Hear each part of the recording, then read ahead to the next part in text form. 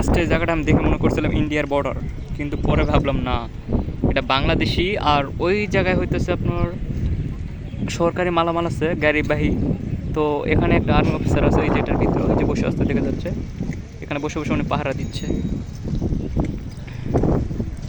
এই জায়গাটার নাম হচ্ছে বৃন্দাবন। অনেক মানুষজন ঘুরতে আসে, আর এখানে সুন্দর পানি পড়তেছে, পানি আসতেছে।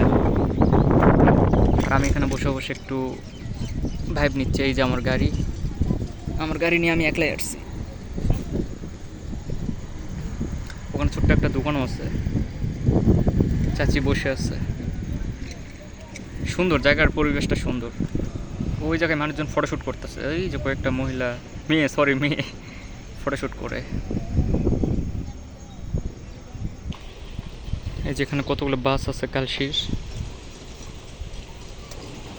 সুন্দর। এই যে গাড়ি ট্রাকগুলো দেখা যাচ্ছে।